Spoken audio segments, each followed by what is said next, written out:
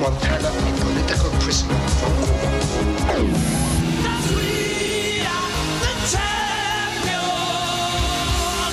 Summer of the 80s, chaque mardi et chaque jeudi sur Arte.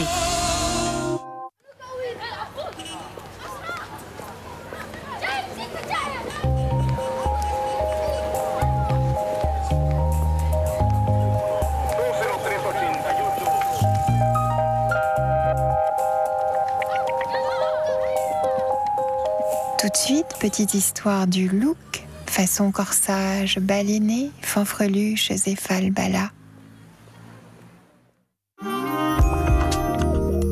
Le programme que vous allez voir est diffusé en haute définition.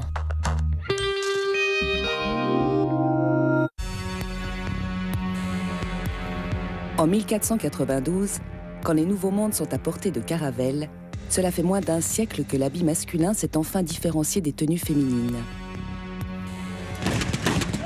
Si face aux armes à feu, la chevalerie vit ses dernières heures, l'héritage de plusieurs siècles de guerre laisse des traces. La Renaissance ne va pas empêcher le seigneur de vouloir garder une étoffe de guerrier.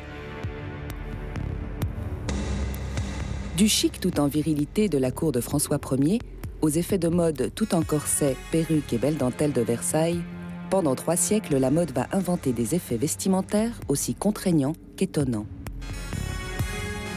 Passionnés aimant revivre l'histoire, ou amoureux des traditions d'antan, ils vont nous dévoiler des modes, reflets subtils de l'air du temps, où le naturel n'avait pas le droit de citer.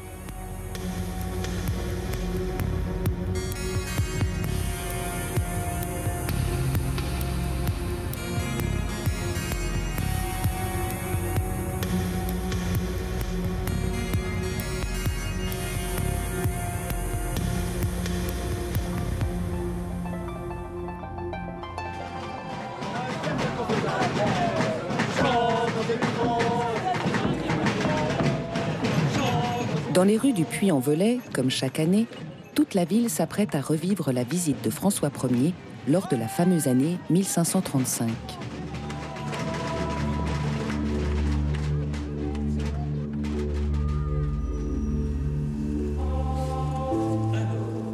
Pour être à la hauteur de l'événement, ce seigneur bien d'aujourd'hui doit se mettre sur son 31 et choisir son plus beau pourpoint. Brodé d'or ou d'argent, les hommes de l'époque s'exposent avec délice dans de luxueuses superpositions d'étoffes. Car ce sont eux, et non ces gentes dames, qui dictent et donnent naissance à une mode qui flatte leur prestige. Lin, taffetas, velours, rien n'est trop beau, rien n'est trop cher pour ce mâle qui désire avoir une carrure sculpturale taillée en V comme viril. Au XVIe siècle, nous continuons d'exister dans des sociétés où le guerrier joue un rôle marquant. Le courtisan, par exemple, au XVIe siècle, ça reste encore un soldat, voyez-vous. C'est tout ce qui fait, d'ailleurs, vous savez, la différence entre les hommes du peuple et les nobles. Les hommes du peuple sont l'objet de contorsions, de mouvements divers, d'une non-surveillance, par exemple, de la symétrie.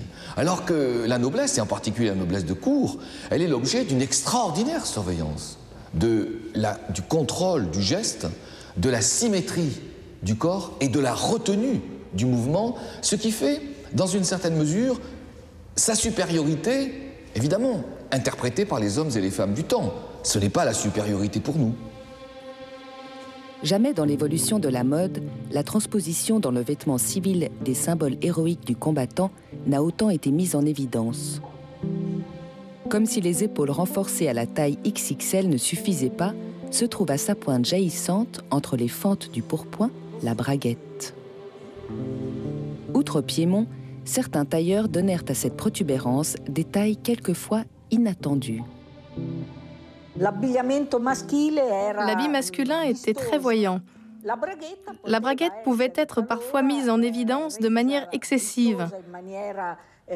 À Modène, il y a même le cas d'un couturier qui faisait, comme l'écrit un chroniqueur, des braguettes longues comme la moitié du bras, donc complètement démesurées, jusqu'au jour où la foule indignée alla détruire sa boutique.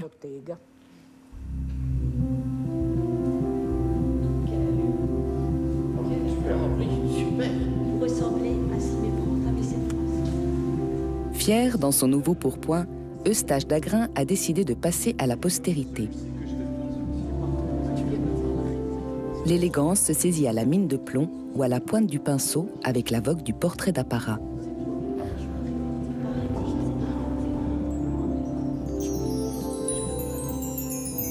Le maître incontestable de cette première revue de mode, c'est François Clouet. Avec son portrait de François Ier, le raffinement atteint des sommets. Crevé, laissant apparaître une soie écrue et fil d'or brodé sur du velours noir.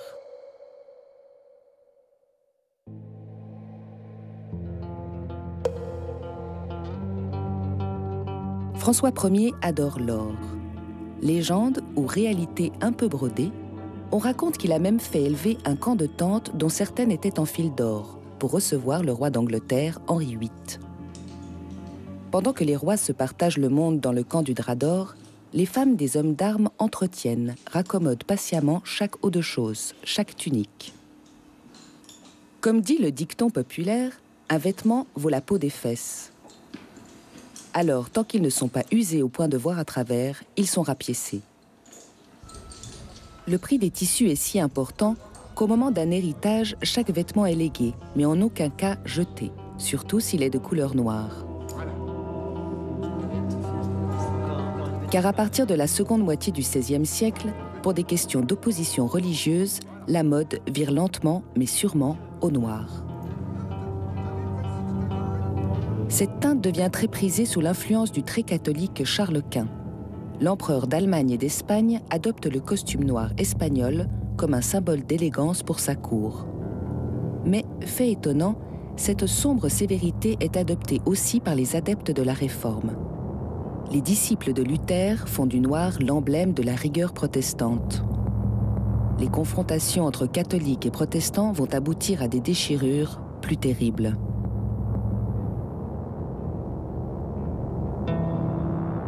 Le 24 août 1572, à Paris, tous les protestants vêtus de noir sont massacrés sans pitié. Le monde chrétien est coupé en deux et sombre pendant 26 ans dans les guerres de religion.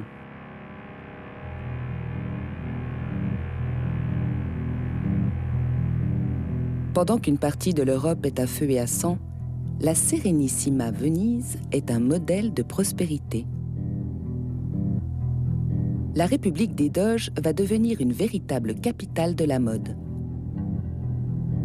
Son indépendance par rapport aux cours d'Europe se reflète dans l'originalité des vêtements. Dans les gondoles, ce sont les femmes, et c'est nouveau, qui créent les modes. Les femmes vénitiennes sont particulièrement indépendantes par rapport aux autres femmes en Europe. Donc au lieu de la couleur noire imposée par l'Espagne et la contre-réforme catholique, elles portent du blanc, du doré, des velours blancs.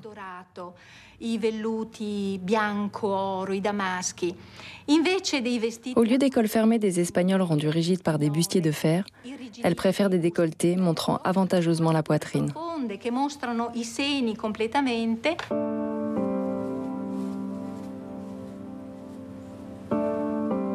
La femme dévoilant avec volupté sa féminité, c'est la courtisane vénitienne. Simplicité dans la coupe, mais raffinement extrême dans le luxe des parures. Le prestige tenait aussi à l'éclat de la chevelure, et là, toutes les recettes étaient bonnes pour obtenir le fameux blond vénitien.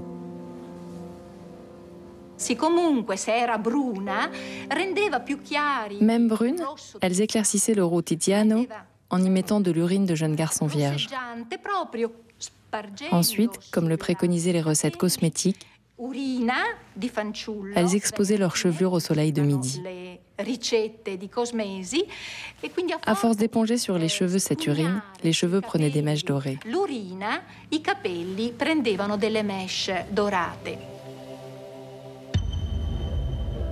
Sur la place San Marco, certaines silhouettes de riches courtisanes ultra-longilignes étonnent le voyageur Pinto Mendes qui remarque avec humour: les dames vénitiennes sont composées de 3 choses. Un tiers de toilette, un tiers de femmes et un tiers de bois. Ce bois, ce sont en fait des chopines, dont certaines pouvaient atteindre 50 cm de haut.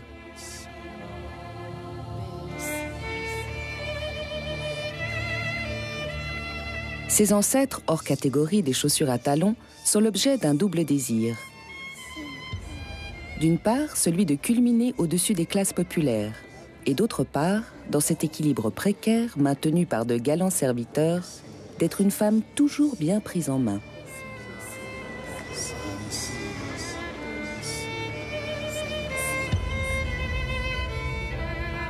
Peinte par Véronèse, la belle Anani, dans sa robe de velours, est un véritable manifeste du grand chic des étoffes vénitiennes, dont la réputation allait traverser les siècles. Car le point commun entre les Vénitiennes et les Vénitiens, ce sont des costumes taillés dans de somptueux tissus.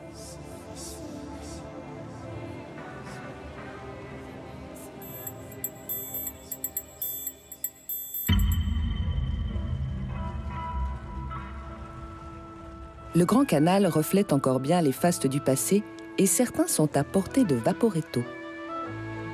Dans le Palazzo Corner Spinelli, prestigieuse vitrine de la famille Rubelli, dynastie de tisserands remontant au XVIe siècle, la magie des étoffes vénitiennes se révèle en gants blancs avec d'infinies précautions. Pour honorer la commande d'un musée ou d'un grand client du Moyen-Orient, Lorenzo Rubelli n'hésite pas à exposer pour quelques instants à la lumière des trésors, comme cette pièce datant du XVIIe siècle. Pour recréer de véritables étoffes, la maison Rubelli puise aussi son inspiration dans les tableaux des maîtres de la peinture vénitienne.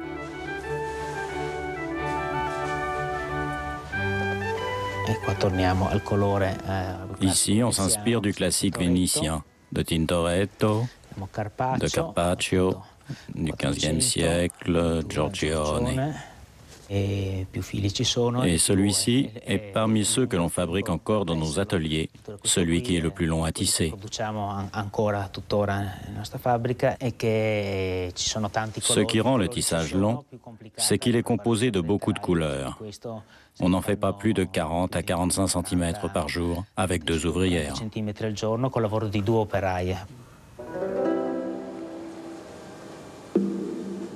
C'est dans leurs ateliers de Cucciago, dans la région de Côme, où cohabitent les technologies de pointe et des métiers à tisser traditionnels, que l'on retrouve l'art du tissage d'antan. Le velours en soie ciselée n'est pas encore reproductible industriellement, pas avec cette qualité. Ici, nous avons une très grande qualité, un nombre très élevé de fils au centimètre, le poil est bien compact, des couleurs magnifiques. Industriellement, nous ne sommes pas encore arrivés à ces niveaux. Cela reste un modèle inimitable. Le prestige de ces velours de soie vénitiens s'exporte aujourd'hui très loin. Certaines de ces pièces uniques seront vendues à Shanghai, renversant ainsi quelque peu le sens de l'histoire donnée par un certain Marco Polo.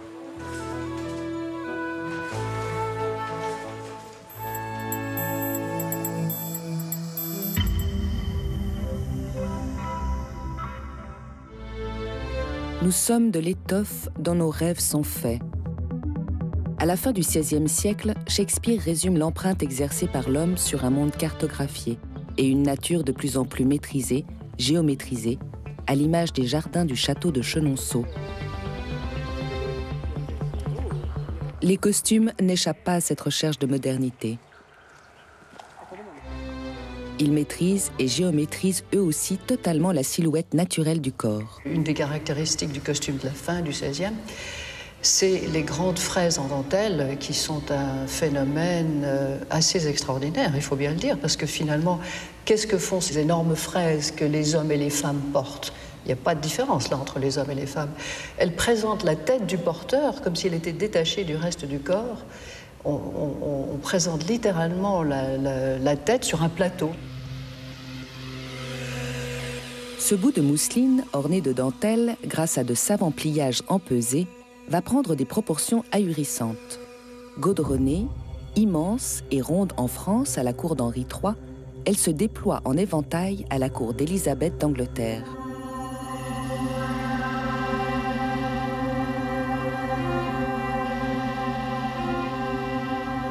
Mais la fraise n'est pas l'unique carcan du corps, surtout pour ces dames.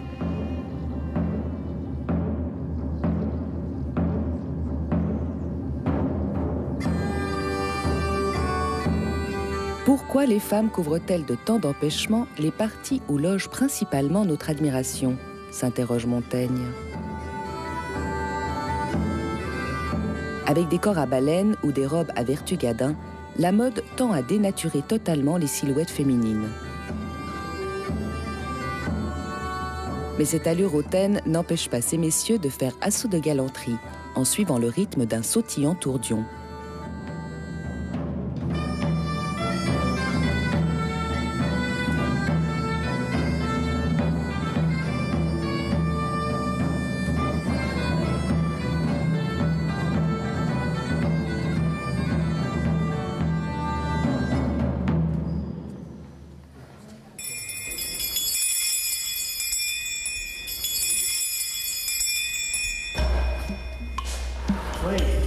Pour les hommes bien nés, danser c'est bien, mais jouer au jeu de paume, c'est mieux.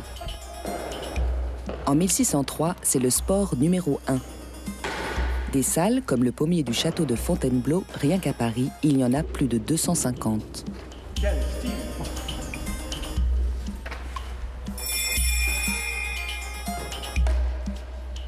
Sieur Jourdain, l'un des meilleurs joueurs du moment, affronte Jean de Saumur, tous deux en chemise blanche. Redoutable joueur de fond de pommier, Sieur Jourdain, sans forcer son talent, n'a aucun mal à remporter la partie.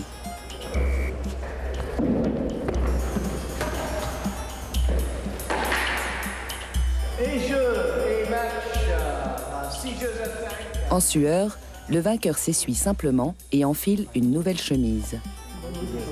Depuis la fin du Moyen-Âge, on a perdu l'habitude du bain et on se lave à l'eau uniquement le visage et les mains. Enfiler un linge propre constitue donc une forme de lavage à sec. Le fait que votre linge soit blanc montre, de manière indirecte, mais en même temps de manière sensible, que votre peau est propre. Et le linge est un lieu de calcul de la propreté, avec la façon dont il peut s'imprégner, en quelque sorte de la transpiration, avec la manière dont on peut l'imprégner lui-même de parfum, vous voyez. C'est un extraordinaire travail, le linge, qui porte à la fois sur l'état du corps et en même temps sur la manière dont cet état du corps peut être rendu visible au regard de l'autre. Le blanc, porté comme une seconde peau, s'impose bientôt dans toutes les garde-robes.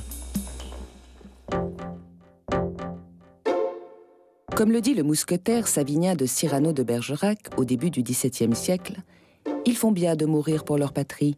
L'affaire est importante, car il s'agit d'être le vassal d'un roi qui porte une fraise ou de celui qui porte un rabat. Très sensible au changement d'encolure, il choisira son camp, celui du col à rabat que porte son roi Louis XIII. Ce nouveau col blanc est le révélateur d'un changement radical de mode, très capé d'épée. Quand il s'agit de croiser le fer pour une affaire de cœur ou d'honneur, en bravant l'interdiction de duel éditée par le cardinal de Richelieu, la nouvelle tenue des mousquetaires, dite à la française, fait figure de sportswear, après plus d'un siècle de costumes étriqués. Madame, vous ici avec le minot ? Composé d'un pourpoint à taille arrondie, garni d'épaulettes, collet plat, de pantalons à la vénitienne et de grandes bottes à revers, cette mode séduit une grande partie de la gente masculine en Europe. Mais les duels ne sont pas uniquement une question de panache au masculin.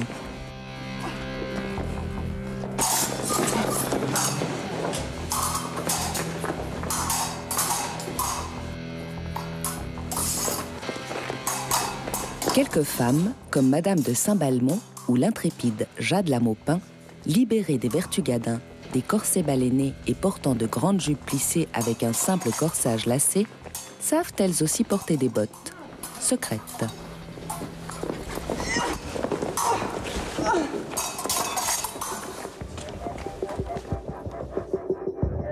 En revanche, si elles sont désarmées, elles devront se consacrer à une activité beaucoup plus respectable, faire valser des fuseaux pour fabriquer de la dentelle. Inventés dans la cité des Doges, les points de Venise sont présentés dans des catalogues et diffusés à travers l'Europe.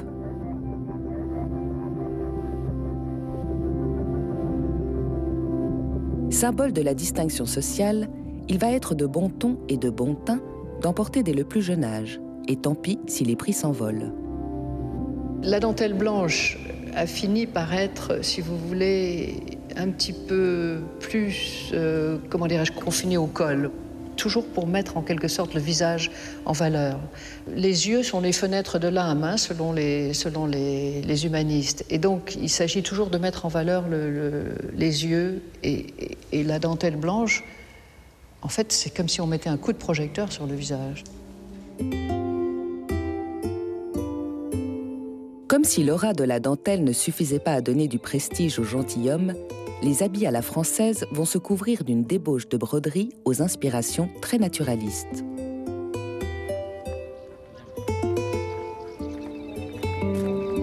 Voici ici les rosaces, vous voyez ici les rinceaux. Dans les jardins de Vaux-le-Vicomte, au printemps 1661, Pierre Vallet, premier brodeur du roi, vint contempler les bosquets impeccablement taillés des jardins de Nicolas Fouquet, Premier ministre de Louis XIV. Le roi, lui aussi, admira les jardins, mais sa jalousie sera sans limite. Il fera emprisonner Fouquet et décidera de la construction d'un château encore plus grand, avec des jardins encore plus beaux, Versailles. Les jardins à la française vont devenir une source inépuisable d'inspiration pour les brodeurs. Fleurs, buissons, rosaces ou rinceaux brodés accompagnent avec faste l'apparition de la fameuse culotte importée d'Outre-Rhin par un comte palatin, la culotte Ringrave.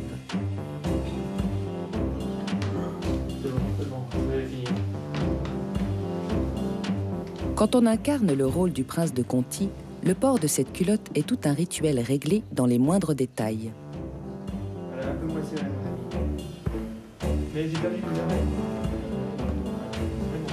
D'une extrême largeur, elle ne laisse en rien deviner la séparation des jambes. C'est le chic ultime qui révise sérieusement notre notion de la virilité. La ringrave, c'est une espèce de jupette qui est portée sur une culotte de toute façon blanche et dont on aperçoit la partie basse. Et ce qui est assez cocasse, c'est ce qu'on appelait alors les galants, c'est-à-dire ces ensembles de rubans que l'on porte en tablier devant, que l'on porte sur le bas des manches, que l'on porte sur la cuisse, et qui transforment ces personnages de façon étonnante et je dirais de façon baroque.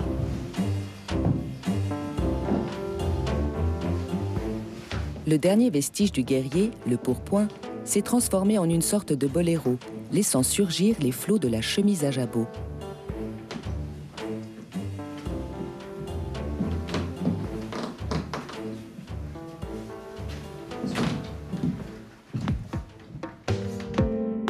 Le prince de Conti, qui s'apprête à faire valoir le prestige de sa nouvelle tenue, ne se doute pas qu'au même moment, il est confondu en ridicule par celui qu'il avait aidé et protégé du temps où il vivait à Pézenas. Jean-Baptiste Poquelin, dit Molière, répète l'École des Maris, qu'il va interpréter dans quelques semaines au théâtre du Palais-Royal.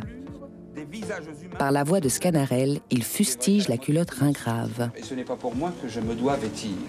Et de ces grands canons, où comme en des entraves, on met tous les matins ces deux jambes esclaves, et qui vous font, pareil à des galants, marcher écarquillés ainsi que des volants. Je vous plairai sans doute, équipés de la sorte, et je vous vois porter les sottises qu'on porte. Parmi toutes ces sottises, Molière a prudemment évité de tourner en dérision la perruque.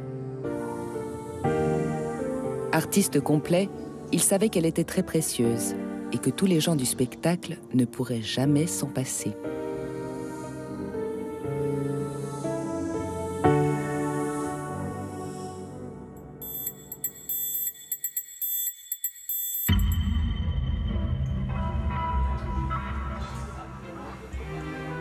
À Paris, dans l'Opéra de la Bastille, une équipe de spécialistes crée des perruques sur mesure. Frisées, nattées, à bourse, à tresse ou à ruban, comme chez les perruquiers de l'époque, après le tracé de l'empreinte, le choix de la teinte, débute un travail très fastidieux. Cheveu par cheveu, c'est l'implantation. On passe dans la maille du cheveu, on attrape un cheveu et on fait un nœud. Voilà, après tu as un cheveu qui est planté.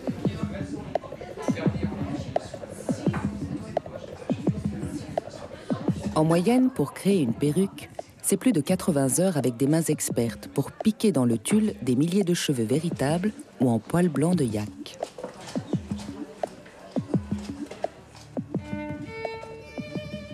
Une perruquière, pour garder le moral, préfère ne pas compter et pense plutôt au plaisir de la coiffer.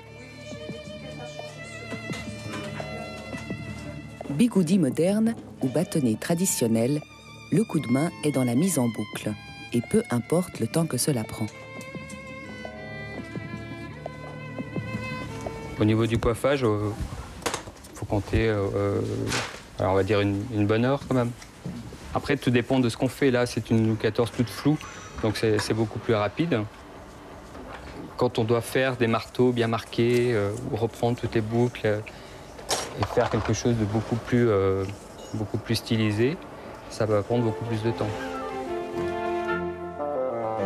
Dans l'atelier, les perruquiers doivent savoir recréer, comme à l'époque, plus de 45 types de perruques différentes.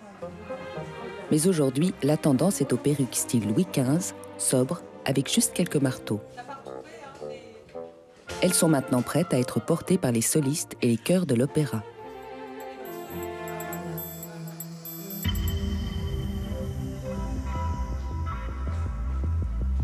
Au nom de l'étiquette, pendant un siècle et demi, tous les gentilshommes vont devoir se parer de perruques. Cette mode a été lancée bien involontairement en 1633 par Louis XIII, qui avait perdu ses cheveux à la suite d'une maladie.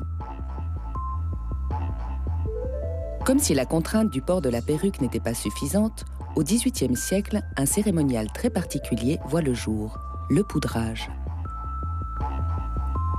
Alors, les laquais doivent s'efforcer de ne pas avoir la main trop leste pour leur bénédiction d'amidon.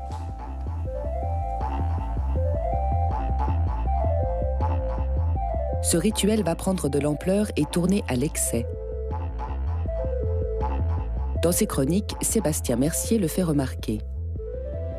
Hommes, femmes, enfants, militaires, nul n'échappe à cette nouvelle fureur, de sorte qu'un aristocrate dépense en farine autant pour ses cheveux que pour son estomac. Autant le XVIIe siècle avait été celui des hommes, avec l'apparat masculin dans toute son exubérance, autant le XVIIIe sera celui des femmes brillantes, comme la marquise de Pompadour.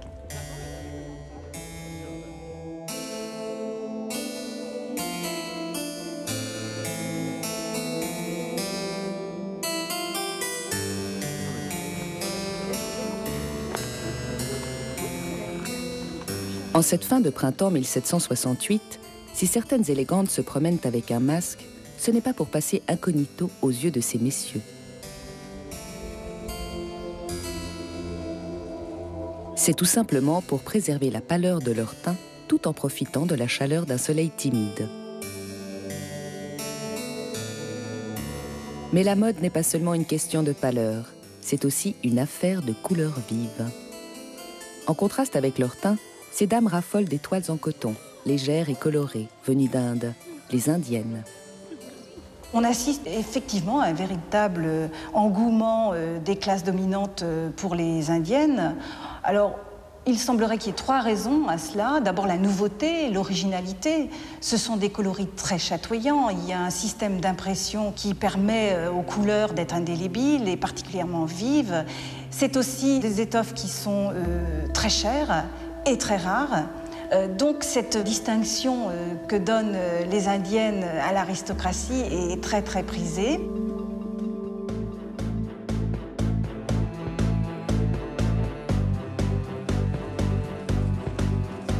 Porter des couleurs vives en ce milieu de XVIIIe siècle reste donc un plaisir réservé aux gens fortunés, et les robes en toile d'indienne attirent toujours le regard des provinciales.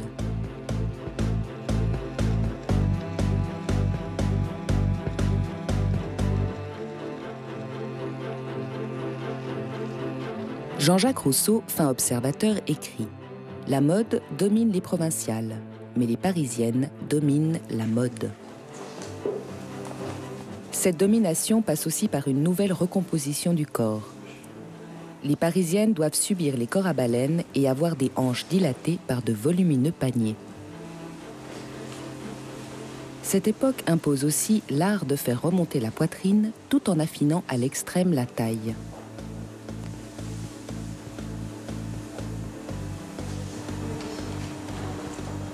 Cette femme, qui reprend son souffle en espérant ne pas manquer d'air pendant sa soirée, ne se doute pas que 2 siècles plus tard, le corset sera toujours d'actualité.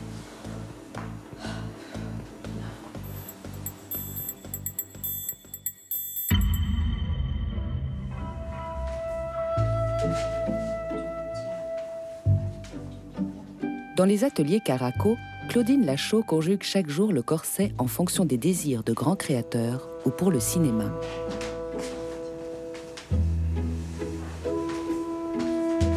Experte dans l'art des allures corsetées, Claudine révèle les effets du corps à baleine.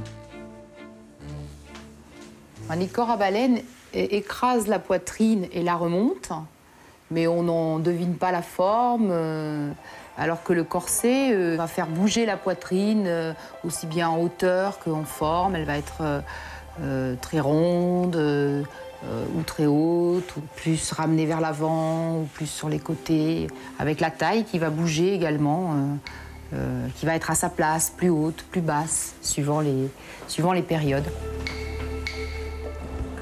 Mais aujourd'hui, à la différence d'autrefois, l'inspiration est aux corsets qui doivent épouser au plus près la morphologie des bustes, et non pas l'inverse. Inspirer, respirer. Le jeu, c'est par exemple une comédienne qui n'a jamais mis de corset, se retrouver avec le maintien de l'époque, tout de suite, sans en avoir les contraintes. Parce que l'apprentissage se fait en quelques heures. On passe sans corset à corset, alors qu'autrefois, les gens commençaient avec un corset dès 10-12 ans, même avant. Résultat, Claudine utilise des astuces de lassage ou de positionnement des baleines pour gagner subtilement en élasticité, tout en gardant le maintien corseté. Ce qu'on privilégie, c'est que le maintien soit le plus authentique possible et corresponde le plus à ce qui se faisait à l'époque. Que ce soit avec ce corset porté par Penélope Cruz ou ces corsets pour la maison Dior, la féminité est sublimée. Avec Claudine Lachaud, le corset procure avant tout des sensations de raffinement, sans souffrance, et dans le pur respect de l'authenticité historique.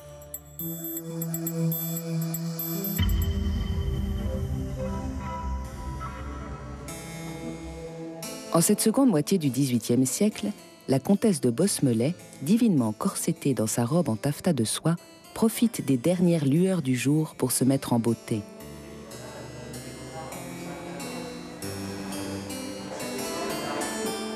Son beau miroir doit refléter un teint de lait. Pourtant, elle n'est pas femme à se tartiner le visage de blanc de céruse, car elle ne veut pas risquer d'avoir la peau rongée par le carbonate de plomb.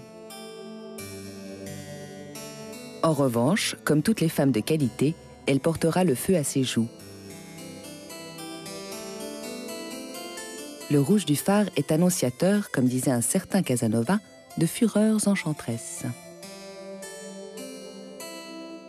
Enfin, elle n'oublie pas de disposer délicatement une mouche en papier ou tissu gommé noir à quelques endroits stratégiques de son corps. La mouche favorise, dit-on, tous les marivaudages. La mouche parle. Elle est une sorte de code de langage qui permet à la cour et aux hommes de décrypter l'état d'esprit de la dame. Sur le front, elle est majestueuse. La dame garde une sorte de réserve. Elle est discrète sous la lèvre inférieure et elle est recéleuse sous un bouton qu'elle cache par un joli dessin, peut-être en forme de comète, d'étoile ou de soleil.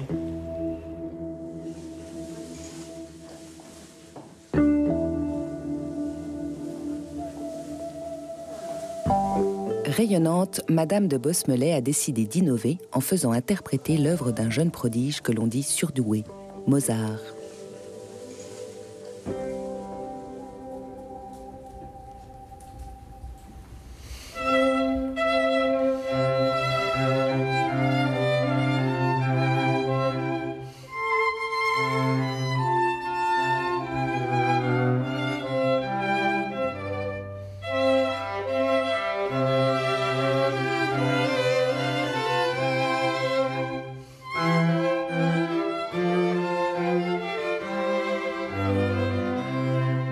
Sous l'emprise des bulles d'une cuvée Dom Pérignon, le duc de la Force se confesse. Femmes et dentelles sont plus belles à la chandelle.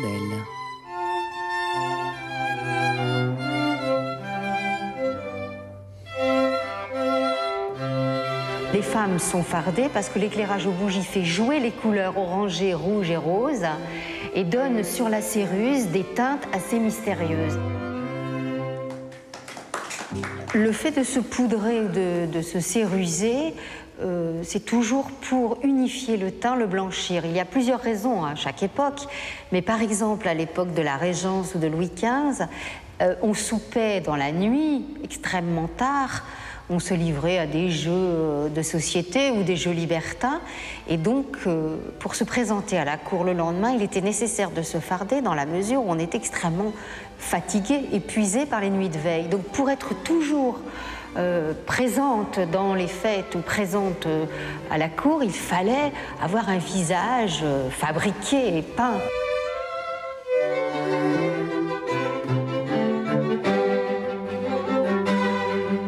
Le parfait gentilhomme n'échappe pas aux effets du maquillage, mais ses tenues, sous l'influence de la coupe des uniformes militaires, se sont considérablement assagies. L'ère des débauches de dentelle et de broderie est bientôt finie, mais la nuit libertine ne fait que commencer.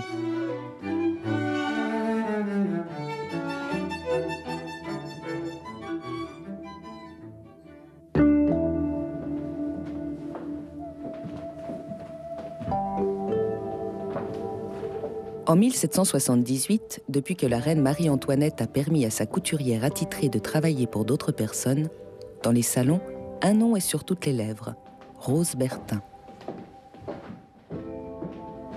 Dans sa boutique du Grand Mogol, la marchande de mode règle les derniers détails à quelques minutes de l'ouverture. Comme ses confrères, elle a reçu 2 ans plus tôt le privilège de créer des coiffures, garnir des robes, faisant de cette corporation l'ancêtre de la haute couture.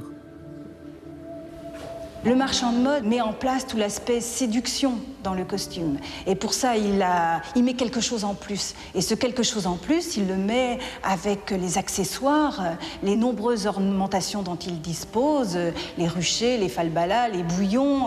Mais il s'occupe aussi des chaussures, des souliers, de la coiffure, puisque le marchand de mode s'occupait également des corps et des têtes. Il a une double fonction. Donc c'est tout l'aspect global du costume et des apparences qui est sous la direction de ces grands directeurs du goût que sont les marchands de mode au XVIIIe siècle. Curieuse de visiter l'endroit où se créent les modes, la baronne d'Oberkirch confie. On ne voyait de tous côtés que des damas, des satins brochés, et dans des jeux de miroirs, de sublimes chapeaux. Mademoiselle Bertin me sembla une singulière personne gonflée de son importance, traitant d'égal à égal avec les princesses.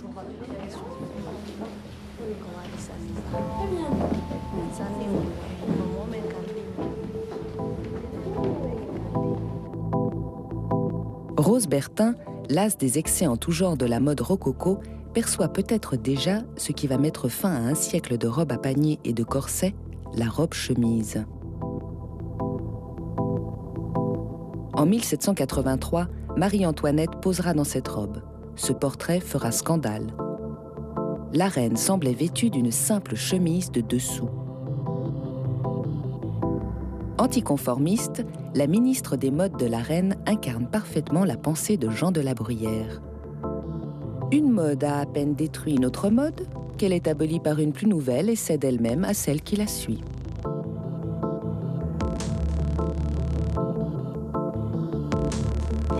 Les siècles ont passé et les marchands de mode ont laissé la place, toujours dans la rue du Faubourg Saint-Honoré, à de grands couturiers comme Christian Lacroix.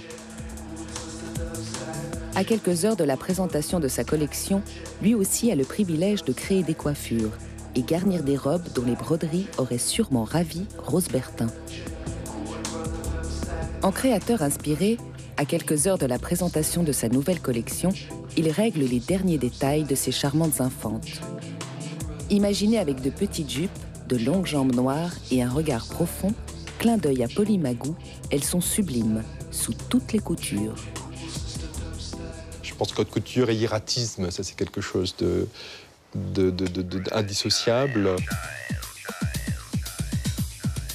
Je crois qu'une femme qui vient ici cherche à être mise en majesté quelque part, même si on parle d'un tailleur quotidien. Je pense qu'on cherche quelque chose à travers peut-être le corset, parce que c'est pas non plus quelque chose de rétrograde. Je pense qu'il y a un tout petit effet, la première fois qu'on en essaie un, mais au bout de 5-10 minutes, un quart d'heure, la chaleur du corps aidant, les choses se moulent et ne font plus qu'une. Christian Lacroix conjugue toujours avec passion le raffinement de la silhouette et la légèreté de l'être. Il adapte l'élégance divinement corsetée au désir des femmes d'aujourd'hui.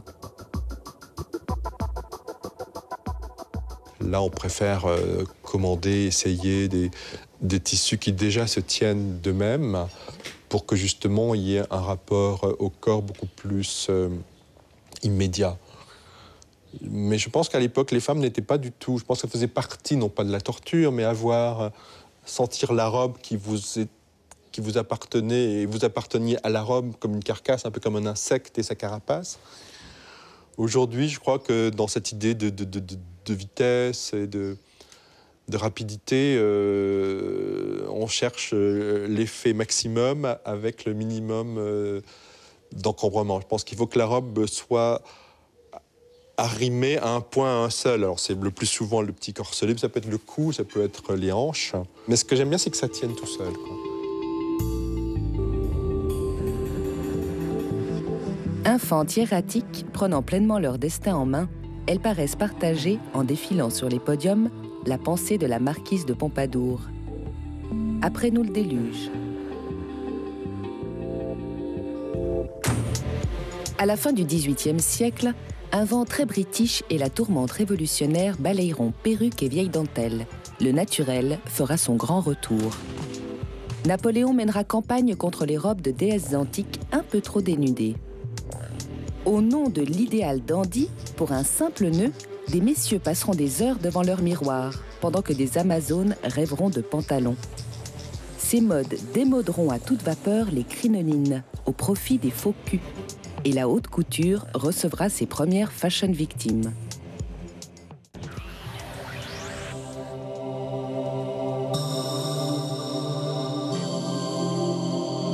Et depuis quand les femmes portent-elles le pantalon ? C'est ce que nous découvrirons demain.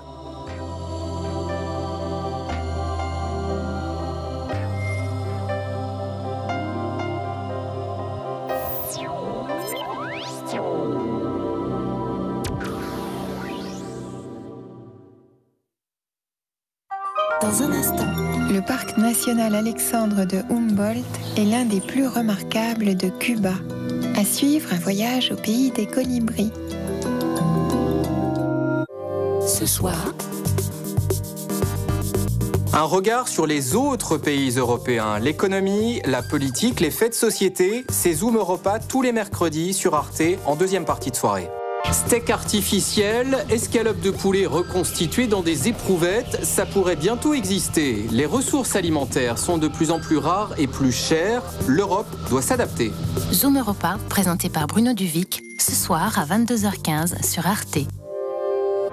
Vendredi. Notre terre, colonisée, exploitée, souillée. La terre où nous vivons, où nous travaillons. La terre qui nous nourrit. Global Mag, le magazine qui nous parle de notre terre, tous les vendredis à 19h sur Arte.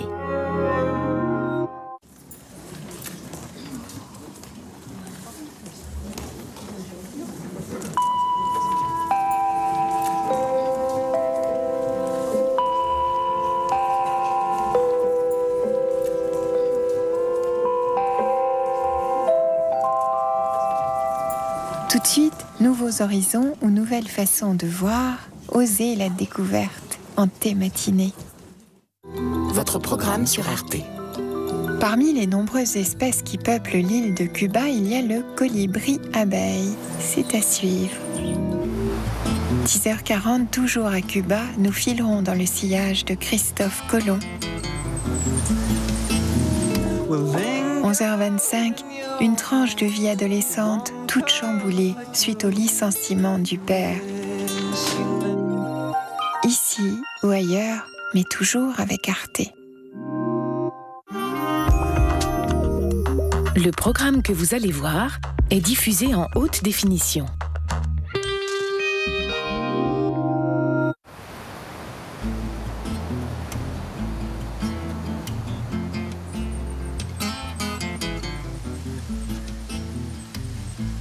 La faune de Cuba compte plus de nains que de géants.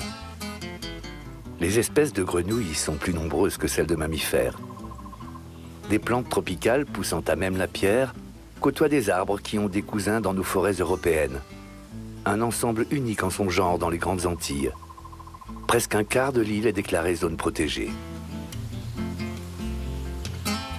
El Parque Nacional Alejandro de Humboldt se situe à l'extrême est du Cuba, avec ses forêts pluviales de montagne, ses hauts plateaux, ses rivières, ses mangroves, ses forêts littorales et ses récifs de corail.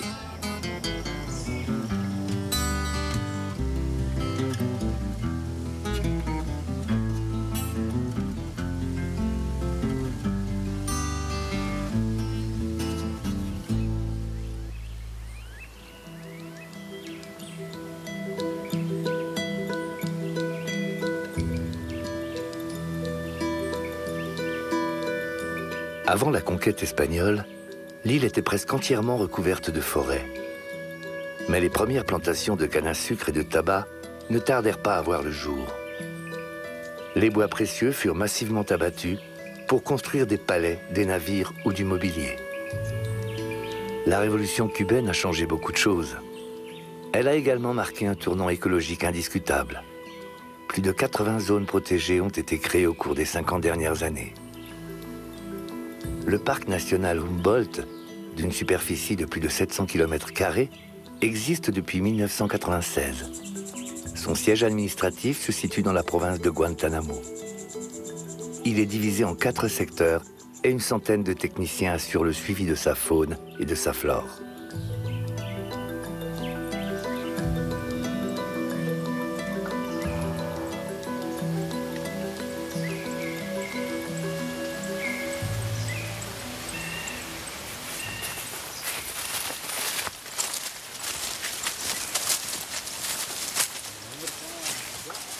Trois spécialistes du parc partent en exploration dans la forêt littorale, à la recherche de la proverbiale aiguille dans une botte de foin. Il faut avoir l'ouïe exceptionnellement fine pour repérer une Eleutherodactylus iberia. Cette grenouille est pratiquement invisible à l'œil nu parmi les feuilles et les brindilles qui jonchent le sol. Seul son chant la trahit.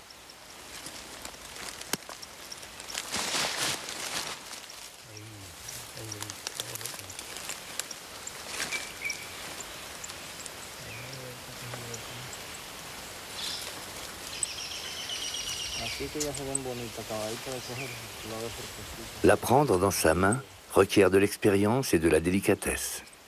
Jusqu'à récemment, elle était considérée comme le plus petit tétrapode du monde. Depuis, on a découvert une autre grenouille qui mesure encore 1 mm de moins.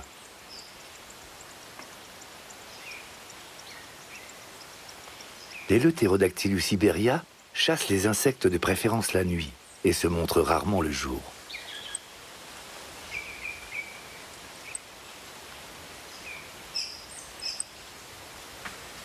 Le mâle ne mesure qu'1 cm, tandis que la femelle est légèrement plus trapue. Une caractéristique